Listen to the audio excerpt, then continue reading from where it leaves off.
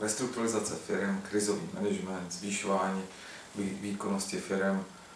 To jsou hodně diskutovaná témata, které já osobně se prakticky věnuju už 14 let. Většinu času jako ředitel a poslední 2 roky jako takový externí ředitel, kde radím a exekutivně pomáhám různým firmám, jak zvyšovat výkonnost, jak šetřit náklady, jak lépe organizovat a vytěžovat obchodníky a tak dále a tak dále. Protože je plno zákazníků, na které já už nemám kapacity, a je taky plno zákazníků, kteří si mě pravděpodobně na konzultační činnosti možná ani nikdy neobjednají, ať z důvodu cenových, nebo z důvodu toho, že nejsou nakloněni tomu, aby jim někdo cizí radil ve firmě, popřípadě aby někdo cizí ovlivňoval chod jejich firmy.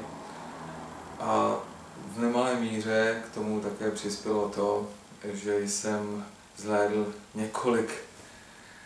několik rádoby průvodců nebo programů, jak teoreticky restrukturalizovat firmu, jak teoreticky vést obchodníky a tak.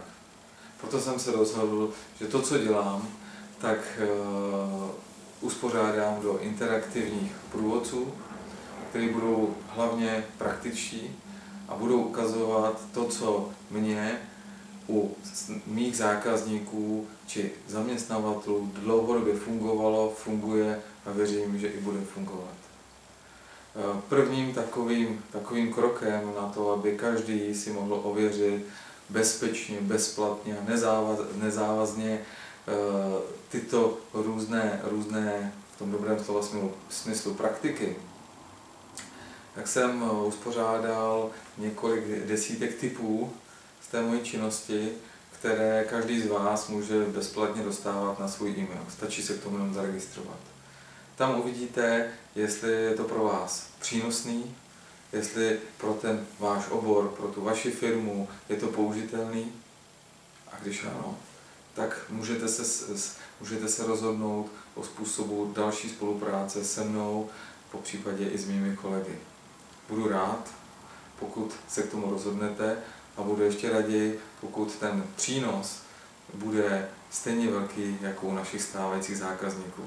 Hodně štěstí, příjemný den a úspěšné podnikání vám přeje Petr Valda.